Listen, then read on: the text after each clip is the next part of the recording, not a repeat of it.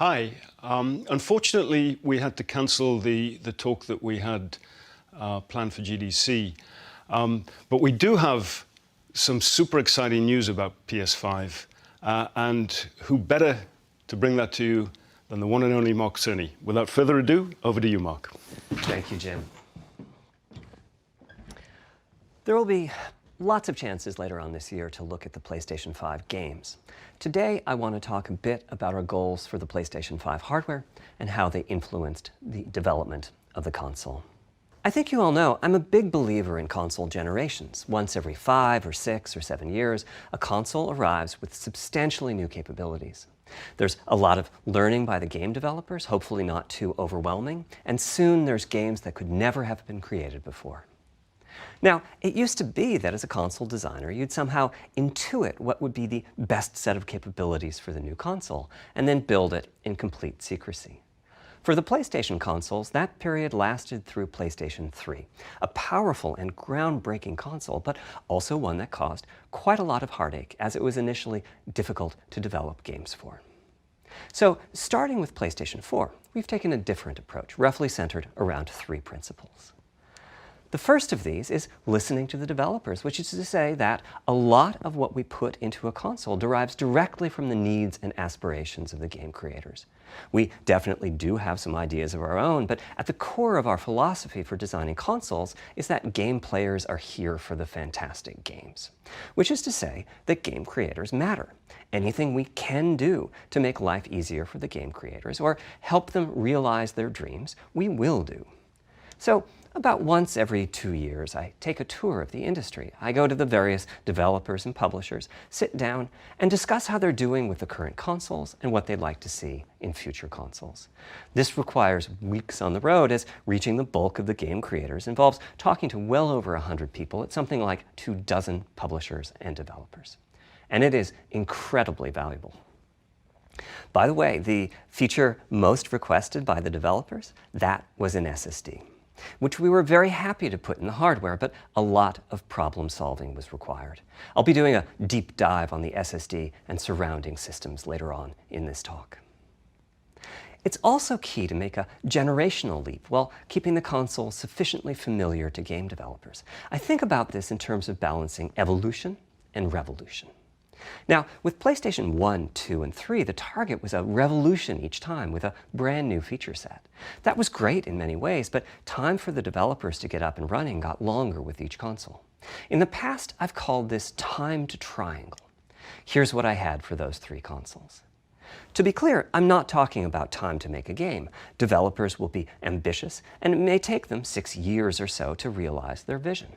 What I'm talking about is that dead time before graphics and other aspects of game development are up and running, and trying to minimize that. On the other hand, if we're trying to reduce that dead time to 0, that means the hardware architecture can't change at all. We're handcuffed. We need to judge for each feature what value it adds and whether it's worth the increase in developer time needed to support it. So with PlayStation 4, we were able to strike a pretty good balance between performance and familiarity. We got required learning back to PlayStation 1 levels. With PS5, the GPU was definitely the area we felt the most tension between adding new features and keeping a familiar programming model. Ultimately, I think we've ended up with something under a month of getting up to speed. That feels like we're striking about the right balance. I'll go into a bit more detail later today about our philosophy with the GPU and the specific feature set that resulted from it.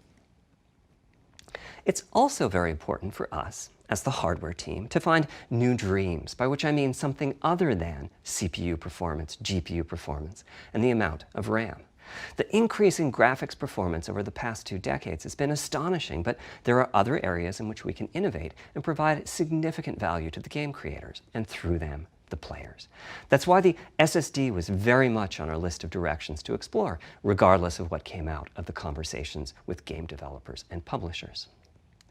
The biggest feature in this category is the custom engine for audio. That's today's final topic.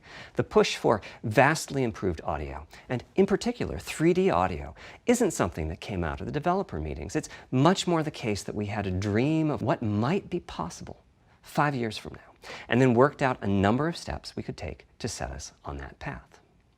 So here again are the three principles, the first being enabling the desires of developers to drive the hardware design. To me, the SSD really is the key to the next generation. It's a game changer.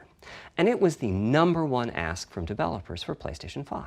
As in, we know it's probably impossible, but can you put an SSD in it? That was a discussion we were also having internally. It was clear that the presence of a hard drive in every PlayStation 4 was having a positive impact. A lot of things that would simply have been impossible at Blu-ray disc speeds were now possible. At the same time, though, in 2015 and 2016, when we were having these conversations, developers were already banging up against the limits of the hard drive. And a lot of developer time was being spent designing around slow load speeds. I want to focus in on just one number here, which is how long it takes to load a gigabyte of data from a hard drive. The difficulty being that hard drives are neither particularly fast nor flexible. If all your data is in one block, which is frankly not very likely, you can load 50 to 100 megabytes a second, depending on where the data is located on the hard drive. Let's assume it's on the outer edge, which means loading a gigabyte takes 10 seconds. If you compress your game packages, you can fit more data on the Blu-ray disc and also effectively boost your hard drive read speed by the compression ratio. We support zlib decompression on PlayStation 4 that gets you something like 50% more data on the disk and 50% higher effective read speed.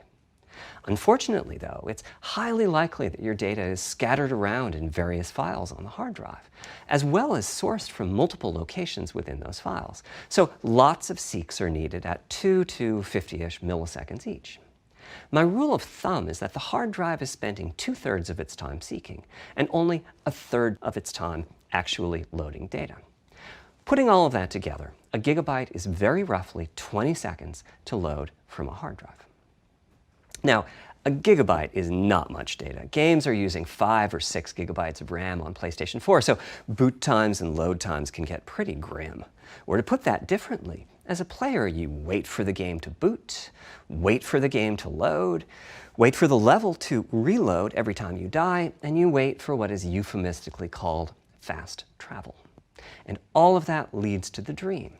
What if we could have not just an SSD, but a blindingly fast SSD? If we could load 5 gigabytes a second from it, what would change? Now, SSDs are completely different from hard drives. They don't have seeks as such. If you have a 5 gigabyte a second SSD, you can read data from 1,000 different locations in that second, pretty much at speed. As for time to load a gigabyte, this is next gen we're talking about, so memory is bigger. Instead, we should be asking how long to load 2 gigabytes.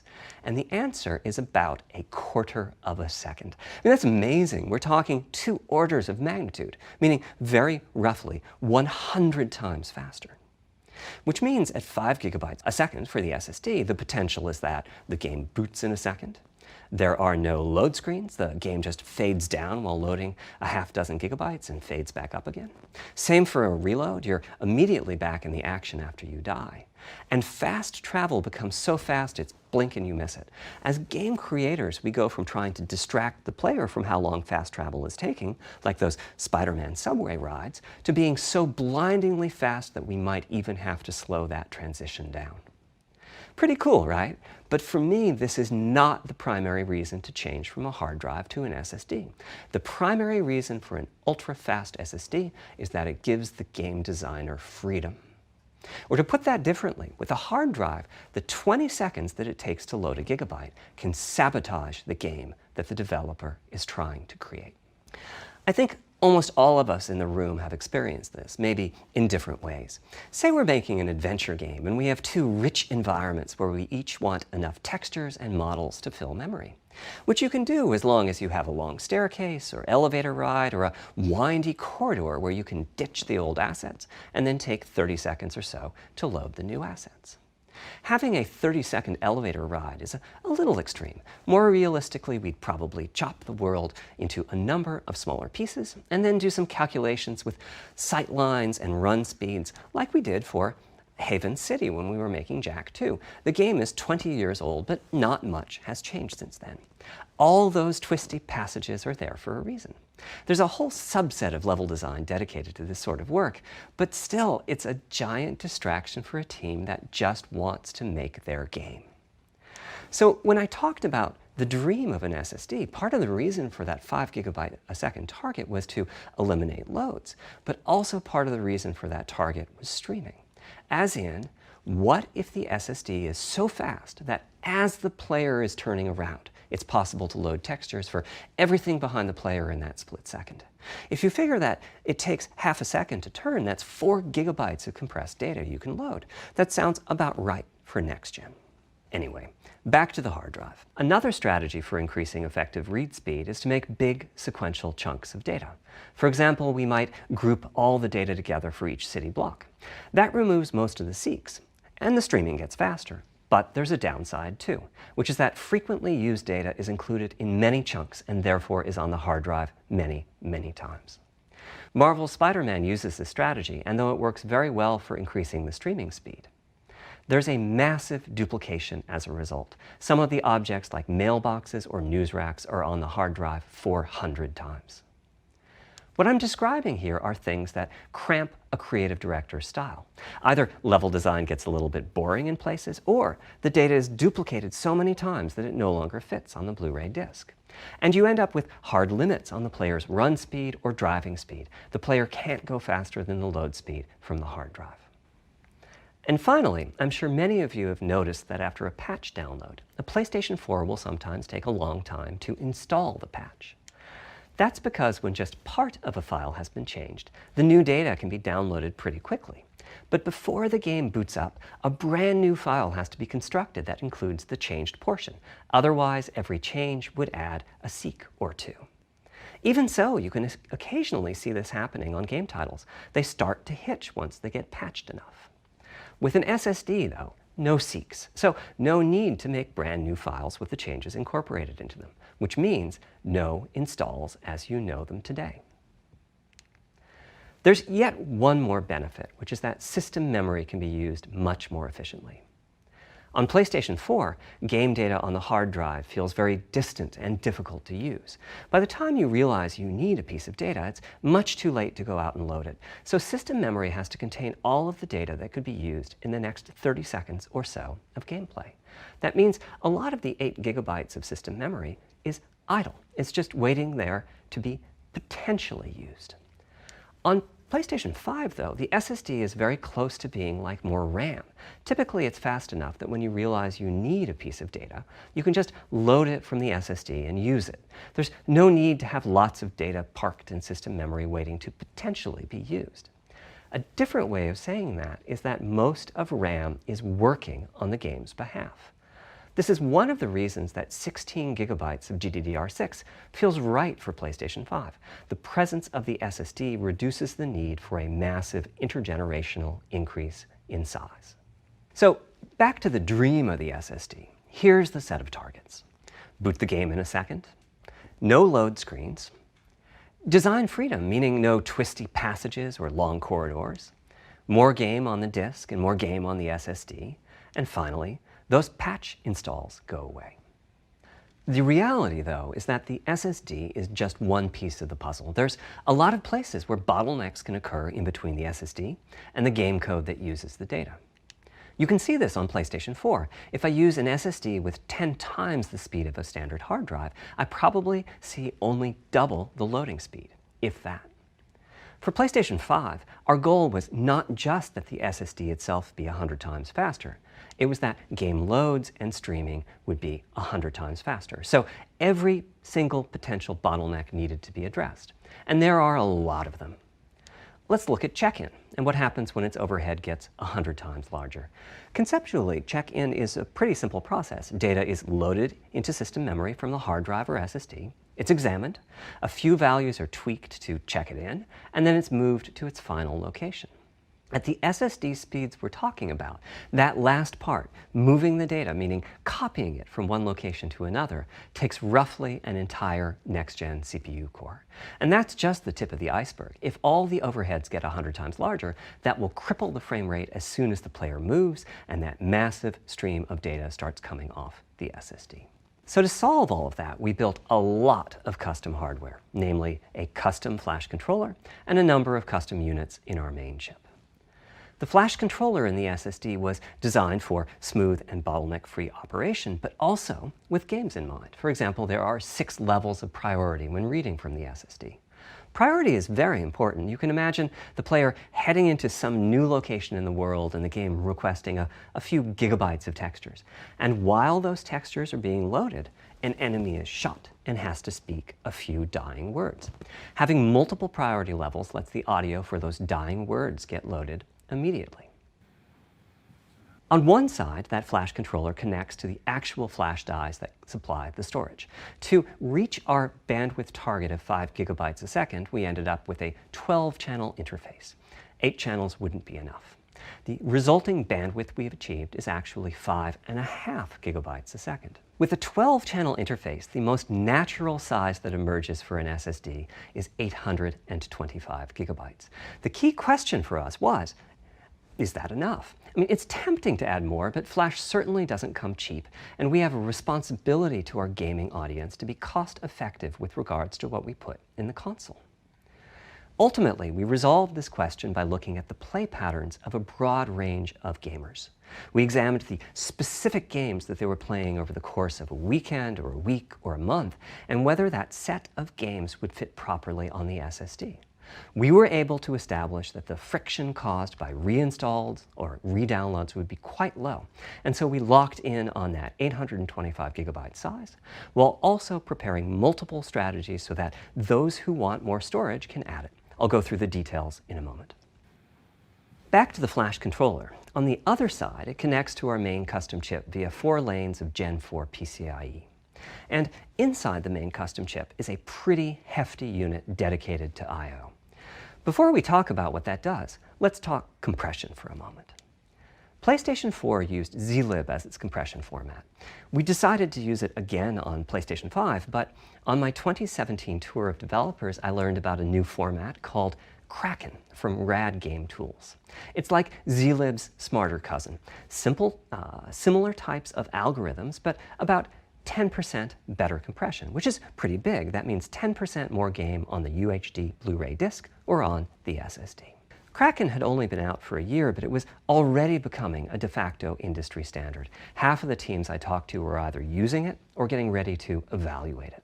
So we hustled and built a custom decompressor into the I/O unit, one capable of handling over 5 gigabytes of Kraken format input data a second. After decompression, that typically becomes 8 or 9 gigabytes, but the unit itself is capable of outputting as much as 22 gigabytes a second if the data happen to compress particularly well.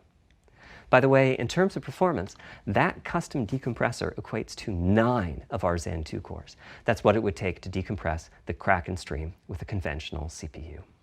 There's a lot more in the custom I/O unit, including a dedicated DMA controller. The game can direct exactly where it wants to send the data coming off of the SSD. This equates to another Zen 2 core or 2 in terms of its copy performance. Its primary purpose is to remove check-in as a bottleneck. There's 2 dedicated I/O coprocessors and a large RAM pool. These aren't Zen 2 cores. They're there principally to direct the variety of custom hardware around them. One of the coprocessors is dedicated to SSD I/O. This lets us bypass traditional file I/O and its bottlenecks when reading from the SSD. The other is responsible for memory mapping, which I know doesn't sound like anything related to the SSD, but a lot of developers map and remap memory as part of file I/O, and this too can become a bottleneck. There are coherency engines to assist the coprocessors. Coherency comes up a lot in places. Probably the biggest coherency issue is stale data in the GPU caches. Flushing all of the GPU caches whenever the SSD is read is an unattractive option. It could really hurt the GPU performance. So we've implemented a gentler way of doing things. where the coherency engines inform the GPU of the overwritten address ranges, and custom scrubbers in several dozen GPU caches do pinpoint evictions of just those address ranges. The best thing is, as a game developer, when you read from the SSD, you don't need to know any of this. You don't even need to know that your data is compressed. You just indicate what data you'd like to read from your original uncompressed file and where you'd like to put it, and the whole process of loading it happens invisibly to you and at very high speed. Back to the dream. Thanks to all of that surrounding hardware, our 5.5 gigabytes a second really should translate into something like 100 times faster I/O than PS4 and allow the dream of no load screens and super fast streaming to become a reality. Having said that, expandability of our SSD is going to be quite important. Flash is costly, and you may very well want to add storage to whatever we put in the console. Now, the kind of storage you need depends on how you're going to use it. If you have an extensive PlayStation 4 library and you'd like to take advantage of backwards compatibility to play those games on PlayStation 5, then a large external hard drive is ideal. You can leave your games on the hard drive and play them directly from there, thus saving the pricier SSD storage for your PlayStation 5 titles, or you can copy your active PlayStation 4 titles to the SSD. If your purpose in adding more storage is to play PlayStation 5 titles, though, ideally you would add to your SSD storage. We will be supporting certain M2 SSDs. These are internal drives that you can get on the open market and install in a bay in the PlayStation 5. As for which ones we support and when, I'll get to that in a moment. They connect through the custom I/O unit just like our SSD does, so they can take full advantage of the decompression, I/O coprocessors, and all the other features I was talking about. Here's the catch, though. That commercial drive has to be at least as fast as ours. Games that rely on the speed of our SSD need to work flawlessly with any M2 drive. When I gave the Wired interview last year, I said that the PlayStation 5 SSD was faster than anything available on PC. At the time, commercial M2 drives used PCIe 3.0, and 4 lanes of that cap out at 3.5 gigabytes a second. In other words, no PCIe 3.0 drive can hit the required spec. M2 drives with PCIe 4.0 are now out in the market. We're getting samples and seeing 4 or 5 gigabytes a second from them. By year's end, I expect there will be drives that saturate 4.0 and support 7 gigabytes a second. Having said that, we are comparing apples and oranges, though, because that commercial M2 drive will have its own architecture, its own flash controller, and so on. For example, the NVMe specification lays out a priority scheme for requests that the M2 drives can use. And that scheme is pretty nice, but it only has 2 true priority levels. Our drive supports 6. We can hook up a drive with only 2 priority levels, definitely, but our custom I/O unit has to arbitrate the extra priorities rather than the M2 drive's flash controller. And so the M2 drive needs a little extra speed to take care of issues arising from the different approach. That commercial drive also needs to physically fit inside of the bay we created in PlayStation 5 for M2 drives. Unlike internal hard drives, there's unfortunately no standard for the height of an M2 drive, and some M2 drives have giant heat sinks. In fact, some of them even have their own fans. Right now, we're getting M2 drive samples and benchmarking them in various ways. When games hit beta as they get ready for the PlayStation 5 launch at year-end, we'll also be doing some compatibility testing to make sure that the architecture of particular M2 drives isn't too foreign for the games to handle. Once we've done that compatibility testing, we should be able to start letting you know which drives will physically fit and which drive samples have benchmarked appropriately high in our testing. It would be great if that happened by launch, but it's likely to be a bit past it, so please hold off on getting that M2 drive until you hear from us. Okay, back to our principles. Balancing evolution and revolution is the second of them. This was definitely a recurring theme with the GPU. We need new GPU features and capabilities. If we only have more performance, it's not really a new generation of console. Of course, many of these capabilities result in more performance. That's part of why a PlayStation 5 teraflop is more powerful than a PlayStation 4 teraflop. But we aren't just looking for the performance. We also need the ability to do something with the GPU that could not have been done before. and we need higher performance per watt. Every time we double the performance of some GPU component, we don't want to find out we've doubled the power consumed and the heat produced. But at the same time, we have to make sure the GPU can run PS4 games, and we have to ensure that the architecture is easy for the developers to adopt. Now, backwards compatibility was handled masterfully by AMD. They treated it as a key need throughout the design process. As our solution to adding new features without blindsiding developers, we made sure that if there were new significant features, it would be optional to use them. The GPU supports ray tracing, but you don't have to use ray tracing to make your game. The GPU supports primitive shaders, but you can release your first game on PlayStation 5 without making any use of them. Before I get into the capabilities of the GPU, I'd like to make clear 2 points that can be quite confusing. First, we have a custom AMD GPU based on their RDNA 2 technology. What does that mean? AMD is continuously improving and revising their tech. For RDNA 2, their goals were, roughly speaking, to reduce power consumption by re-architecting the GPU to put data close to where it's needed, to optimize the GPU for performance, and to add a new, more advanced feature set. But that feature set is malleable, which is to say that we have our own needs for PlayStation, and that can factor into what the AMD roadmap becomes. So collaboration is born. If we bring concepts to AMD that are felt to be widely useful, then they can be adopted into RDNA 2 and used broadly, including in PC GPUs. If the ideas are sufficiently specific to what we're trying to accomplish, like the GPU cache scrubbers I was talking about, then they end up being just for us. If you see a similar discrete GPU available as a PC card at roughly the same time as we release our console, that means our collaboration with AMD succeeded in producing technology useful in both worlds. It doesn't mean that we as Sony simply incorporated the PC part into our console. This continuous improvement in AMD technology means it's dangerous to rely on teraflops as an absolute indicator of performance, and CU count should be avoided as well. In the case of CPUs, we all understand this. The PlayStation 4 and PlayStation 5 each have 8 CPUs, but we never think that meant the capabilities and performance are equal. It's the same for CUs. For one thing, they've been getting much larger over time. Adding new features means adding lots of transistors.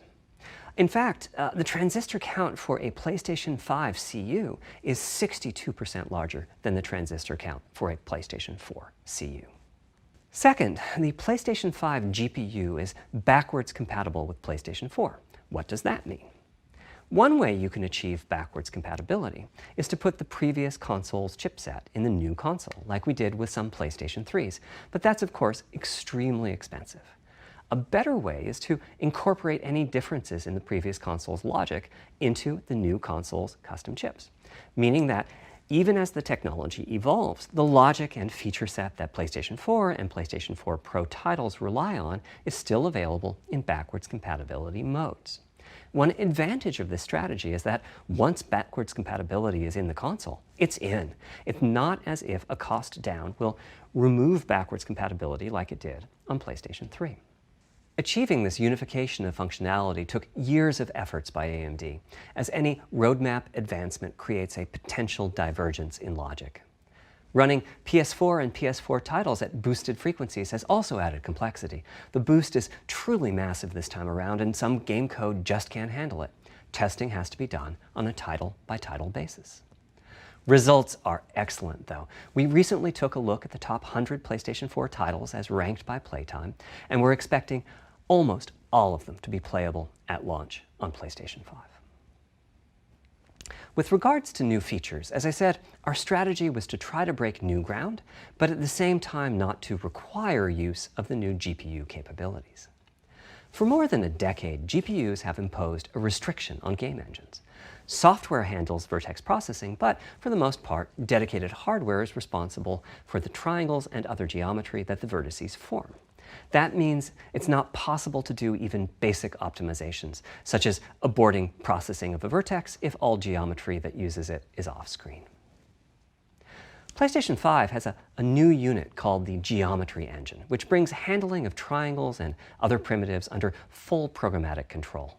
As a game developer, you're free to ignore its existence and use the PlayStation 5 GPU as if it were no more capable than the PS4 GPU, or you can use this new intelligence in various ways. Simple usage could be performance optimization, such as removing backfaced or off-screen vertices and triangles. More complex usage involves something called primitive shaders, which allow the game to synthesize geometry on the fly as it's being rendered. It's a brand new capability. Using primitive shaders on PlayStation 5 will allow for a broad variety of techniques, including smoothly varying level of detail, addition of procedural detail to close-up objects, and improvements to particle effects and other visual special effects. Another major new feature of our custom RDNA 2-based GPU is ray tracing, using the same strategy as AMD's upcoming PC GPUs.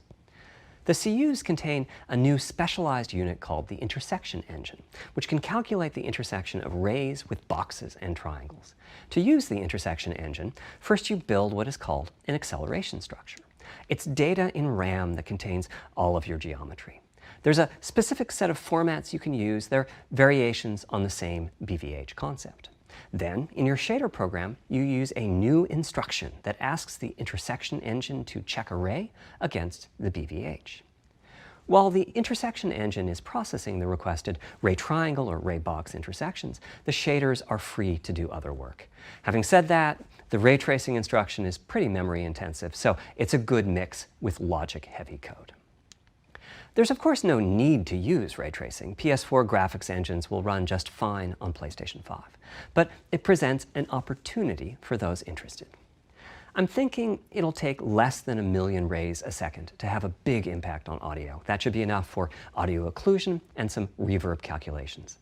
With a bit more of the GPU invested in ray tracing, it should be possible to do some very nice global illumination. Having said that, adding ray-traced shadows and reflections to a traditional graphics engine could easily take hundreds of millions of rays a second, and full ray tracing could take billions. How far can we go? I'm starting to get quite bullish. I've already seen a PlayStation 5 title that's successfully using ray tracing-based reflections in complex animated scenes with only modest costs. Another set of issues for the GPU involved size and frequency. How big do we make the GPU, and what frequency do we run it at? This is a balancing act. The chip has a cost, and there's a cost for whatever we use to supply that chip with power and to cool it. In general, I like running the GPU at higher frequency. Let me show you why. Here's 2 possible configurations for a GPU roughly of the level of the PlayStation 4 Pro. This is a thought experiment. Don't take these configurations too seriously. If you just calculate teraflops, you get the same number. But actually, the performance is noticeably different because teraflops is defined as the computational capability of the vector ALU. That's just one part of the GPU. There are a lot of other units. And those other units all run faster when the GPU frequency is higher. At 33% higher frequency, rasterization goes 33% faster. Processing the command buffer goes that much faster. The L2 and other caches have that much higher bandwidth, and so on. About the only downside is that system memory is 33% further away in terms of cycles. But the large number of benefits more than counterbalance that. As a friend of mine says, a rising tide lifts all boats. Also, it's easier to fully use 36 CUs in parallel than it is to fully use 48 CUs. When triangles are small, it's much harder to fill all those CUs with useful work. So there's a lot to be said for faster, assuming you can handle the resulting power and heat issues, which frankly, we haven't always done the best job at. Part of the reason for that is, historically, our process for setting CPU and GPU frequencies has relied on some heavy-duty guesswork with regards to how much electrical power games will consume and how much heat will be produced as a result inside of the console. Power consumption varies a lot from game to game. When I play God of War on my PS4 Pro, I know the power consumption is high just by the fan noise. But power isn't simply about engine quality. It's about the minutiae of what's being displayed and how. It's counterintuitive, but processing dense geometry typically consumes less power than processing simple geometry, which is, I suspect, why Horizon's map screen, with its low triangle count, makes my PS4 Pro heat up so much. Our process on previous consoles has been to try to guess what the maximum power consumption during the entire console lifetime might be, which is to say, the worst case scene in the worst case game, and prepare a cooling solution that we think will be quiet at that power level. If we get it right, fan noise is minimal. If we get it wrong, the console will be quite loud for the higher power games, and there's even a chance that it might overheat and shut down if we misestimate power too badly. PlayStation 5 is especially challenging because the CPU supports 256-bit native instructions that consume a lot of power. These are great here and there, but presumably only minimally used.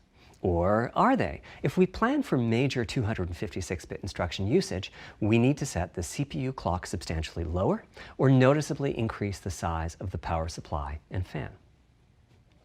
So, after much discussion, we decided to go with a very different direction on PlayStation 5. We built a GPU with 36 CUs. Mind you, RDNA 2 CUs are large. Each has 62% more transistors than the CUs we were using on PlayStation 4. So if we compare transistor counts, 36 RDNA 2 CUs equates to roughly 58 PlayStation 4 CUs. It is a fairly sizable GPU. Then we went with a variable frequency strategy for PlayStation 5, which is to say we continuously run the GPU and CPU in boost mode. We supply a generous amount of electrical power and then increase the frequency of GPU and CPU until they reach the capabilities of the system's cooling solution. It's a completely different paradigm. Rather than running at constant frequency and letting power vary based on the workload, we run at essentially constant power and let the frequency vary based on the workload. We then tackled the engineering challenge of a cost-effective and high-performance cooling solution designed for that specific power level. In some ways, it becomes a simpler problem because there are no more unknowns. There's no need to guess what power consumption the worst-case game might have. As for the details of the cooling solution, we're saving them for our teardown. I think you'll be quite happy with what the engineering team came up with. So, how fast can we run the GPU and CPU with this strategy? The simplest approach would be to look at the actual temperature of the silicon die and throttle the frequency on that basis. But that won't work. It fails to create a consistent PlayStation 5 experience. It wouldn't do to run a console slower simply because it was in a hot room. So rather than look at the actual temperature of the silicon die, we look at the activities that the GPU and CPU are performing and set the frequencies on that basis, which makes everything deterministic and repeatable.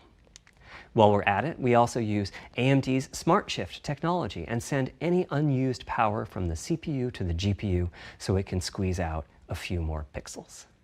The benefits of this strategy are quite large. Running a GPU at 2 GHz was looking like an unreachable target with the old fixed frequency strategy. With this new paradigm, we're able to run way over that. In fact, we have to cap the GPU frequency at 2.23 GHz so that we can guarantee that the on-chip logic operates properly. 36 CUs at 2.23 GHz is 10.3 teraflops, and we expect the GPU to spend most of its time at or close to that frequency and performance. Similarly, running the CPU at 3 GHz was causing headaches with the old strategy. But now we can run it as high as 3.5 GHz. In fact, it spends most of its time at that frequency. That doesn't mean all games will be running at 2.23 GHz and 3.5 GHz. When that worst-case game arrives, it will run at a lower clock speed, but not too much lower. To reduce power by 10%, it only takes a couple of percent reduction in frequency, so I'd expect any downclocking to be pretty minor. All things considered, the change to a variable frequency approach will show significant gains for PlayStation gamers. The final of our 3 principles was about finding new dreams. It's important for us on the hardware team to find new ways to expand or deepen gaming, and that's what led us to a focus on 3D audio. As players, we experience the game through the visuals, through audio, and through the feedback we receive from the controller, such as rumble or haptics. Personally, I feel a game is just dead without audio. Visuals are, of course, important, but the impact of audio is huge as well. At the same time, the audio team on a game project has to do a lot with a little. For example, on PlayStation 4, there's fierce competition for the Jaguar CPU cores. Audio typically ends up getting just a fraction of a core. That's not much of a computational resource, particularly when you consider that the visuals run at 30 or 60 frames a second, but audio processing needs to happen at almost 200 times a second. So it's been tough going making forward progress on audio with PlayStation 4, particularly when PlayStation 3 was such a beast when it came to audio. The SPUs in Cell were almost a perfect device for audio rendering. Simple pipelined algorithms could really take advantage of asynchronous DMA and frequently reached 100% utilization of the floating point unit. There's unfortunately nothing comparable on PlayStation 4. Probably the most dramatic progress in the PlayStation 4 generation has been with virtual reality. The PSVR hardware has its own audio unit. It supports about 50 pretty decent 3D sound sources. And this provided a hint as to where we could go with audio, as well as some valuable experience. Not to oversimplify, but here were our goals for audio on PlayStation 5. The first goal was great audio for everyone, not just VR users or soundbar owners or headphone users. That meant audio had to be part of the console. It couldn't be a peripheral. The second goal was to support hundreds of sound sources. We didn't want developers to have to pick and choose what sounds would get 3D effects and which wouldn't. We wanted every sound in the game to have dimensionality.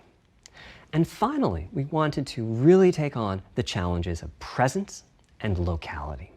Now, when we say presence, we mean the feeling that you're actually there. You've entered the matrix. It's not, of course, something we thought we could perfectly achieve, but the idea was that if we stopped using just a rain sound and instead used lots of 3D audio sources for raindrops hitting the ground at all sorts of locations around you, then at some point your brain would take a leap and you'd begin to have this feeling of real presence inside the virtual world of the game. This has the capacity to affect your appreciation of the game, just like music in a game does. The concept of locality is simpler. It's just your sense of where the audio is coming from, to the right of you, behind you, above you. This can immerse you further in the game, and it can also directly enhance the gameplay. To use Dead Space as an example, I know, old school, you're fighting enemies in fairly dark, spooky locations. Back in the day, if you played the game using the TV speakers, you could tell that there was one last enemy growling and hunting you down, but it was difficult to tell quite where that enemy was. With headphones, you could tell that the enemy was somewhere on the right, which let you deduce, if you couldn't see it, that it must be somewhere behind and to your right. But with 3D audio with good locality, the idea is you know the enemy is precisely there, and you turn and you take it out. So, how do we know where a sound is coming from in the first place? Well, all those bumps and folds in the ear have a meaning, evolutionarily speaking. Based on what direction the sound is coming from, sound waves bounce around inside the ear, there's some constructive and destructive interference, and the result is a change in volume. The phase of the sound also shifts, depending on what path the sound wave took to reach the ear canal. These volume changes and phase shifts are different for each direction and also vary depending on the frequency of the sound. Head size and head shape also impact the sound in a similar fashion. The way that the sound changes, based on direction and frequency, can be encoded in a table called the Head-Related Transfer Function, or HRTF. Here's part of one. The vertical axis is the frequency. The horizontal axis is the direction, front, back, left, right, and the color gives the degree of attenuation of the sound at that frequency. The HRTF is as unique to an individual as a fingerprint is. In fact, you're looking at mine right now. Here's how we measure an HRTF. We've taken hundreds of people through this process. We put a microphone in the subject's left and right ear canals, and then sit the subject down in the middle of an array of 22 speakers. We then play an audio sweep from each speaker as we rotate the subject.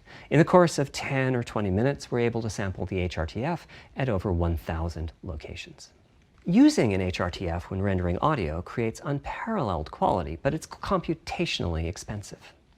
The simplest way to use an HRTF is to process a sound source to make it appear as if it's coming from one of those 1,000 locations we sample. Unfortunately, the processing has to be done in frequency domain rather than time domain, so there's multiple fast Fourier transforms needed for every sound source for every audio tick. That's a lot of multiplies. This computational complexity was the determining factor for our strategy. It meant we had to bite the bullet and design and build a custom hardware unit for 3D audio. Collectively, we're referring to the hardware unit and the proprietary algorithms we run on it as Tempest 3D Audio Tech. The meaning of 3D audio and technology should be pretty obvious here. As for Tempest, I feel it really reflects our goals with audio. It suggests a certain intensity of experience and also hints at your presence within it. We're calling the hardware unit that we built the Tempest engine. It's based on AMD's GPU technology. We modified a compute unit in such a way as to make it very close to the SPUs in PlayStation 3. Remember when I said that they were ideal for audio? So the Tempest engine has no caches, just like an SPU. All data access is via DMA, just like an SPU. Our target was that it would have more power than a CPU, thanks to the parallelism that a GPU can achieve, and that it would be more efficient than our GPU, thanks to the SPU-like architecture. The goal being to make possible near 100% utilization of the CU's vector units. Where we ended up is a unit with roughly the same SIMD power and bandwidth as all 8 Jaguar cores in the PlayStation 4 combined. If we were to use the same algorithms as PSVR, that's enough for something like 5,000 sound sources. But of course, we want to use more complex algorithms, and we don't need anything like that number of sounds.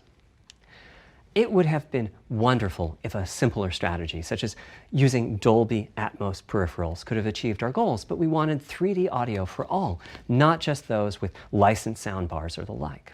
Also, we wanted many hundreds of sound sources, not just the 32 that Atmos supports. And finally, we wanted to be able to throw an overwhelming amount of processing power at the problem, and it wasn't clear what any peripheral might have inside of it. In fact, with the Tempest engine, we've even got enough power that we can allocate some to the games, to the extent that games want to make use of convolution reverb and other algorithms that are either computationally expensive or need high bandwidth. But the primary purpose of the Tempest engine remains 3D audio. Now, 3D audio is a major academic research topic. It's safe to say that no one in the world has all of the answers. And the set of algorithms that has to be invented, tuned, or implemented to realize our vision for 3D audio is immense. For example, use of HRTFs in games is quite complex.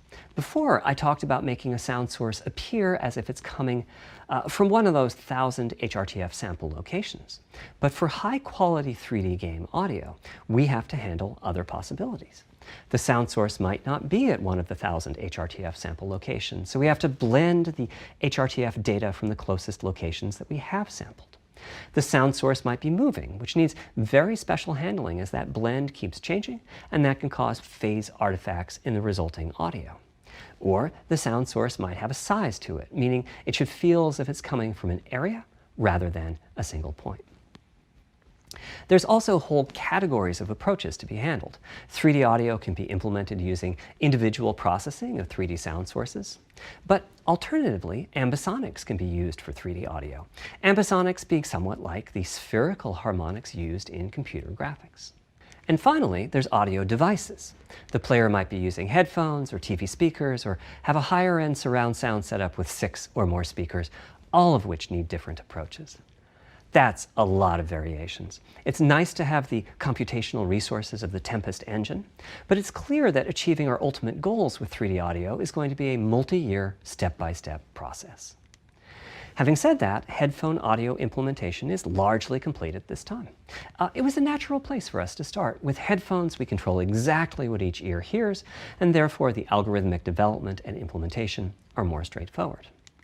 For TV speakers and stereo speakers, we're in the process of implementing virtual surround sound. The idea being that if you're sitting in a sweet spot in front of the TV, then the sound can be made to feel as if it's coming from any direction, even behind you. Virtual surround sound has a lot in common with 3D audio on headphones, but it's more complex because the left ear can hear the right speaker and vice versa. We have a basic implementation of virtual surround sound up and running. We're now looking at increasing the size of that sweet spot which is to say, making the area you need to be in to feel the 3D effect larger, and we're also working to boost the sense of locality. Headphone audio is the current gold standard for 3D audio on PlayStation 5, but we're going to see what we can do to bring virtual surround sound to a similar level, after which we'll start in on setups with more speakers, such as 6-channel surround sound. It's now to the point where some of the PlayStation 5 games in development are extensively using these systems. One of the game demos allows you to toggle between conventional PlayStation 4 style stereo audio and our new 3D audio. I listened with just an ordinary pair of over-the-ear headphones, and wow, I could feel a difference. 3D audio has that dimensional feel to it. Conventional stereo audio feels smashed flat by comparison. The improvement is obvious. So, a big advancement, but have I entered the matrix? Does my brain believe I'm really there, like I was talking about earlier when I explained our target of presence?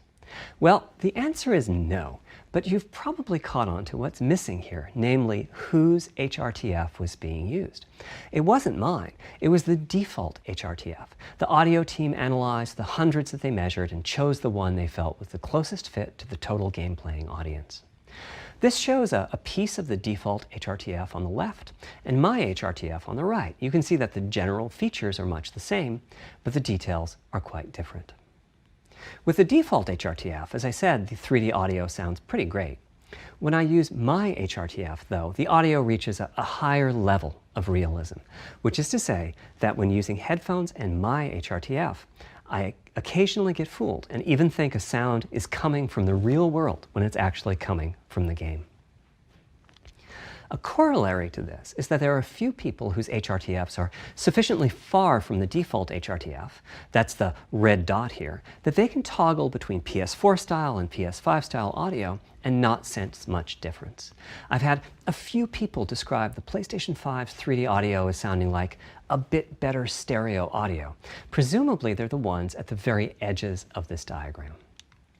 Which means what HRTF you're using is key. I'd like everyone to be able to experience what I'm experiencing, but obviously it's not possible to measure the HRTF of every PlayStation user. That means HRTF selection and synthesis are going to be big topics going forward as the Tempest technology matures. At PlayStation 5 launch, we'll be offering a choice of 5 HRTFs. There's a simple test where you pick the one that gives you the best locality. That's just the first step, though. This is an open-ended research topic. Maybe you'll be sending us a photo of your ear, and we'll choose a neural network to pick the closest HRTF in our library. Maybe you'll be sending us a video of your ears and your head, and we'll make a 3D model of them and synthesize the HRTF. Maybe you'll play an audio game to tune your HRTF. We'll be subtly changing it as you play and home in on the HRTF that gives you the highest score, meaning that it matches you the best. This is a journey we'll all be taking together over the next few years. Ultimately, we're committing to enabling everyone to experience that next level of realism. Hopefully, I've been able to illustrate a bit about our design and decision-making process today and why PlayStation 5 has the feature set that it does. Now comes the fun part. We get to see how the development community takes advantage of that feature set. I'm hoping for the completely unexpected. Will it come from audio, ray tracing, the capabilities of the SSD, or something else? I guess we'll find out soon enough. Thank you for your time today.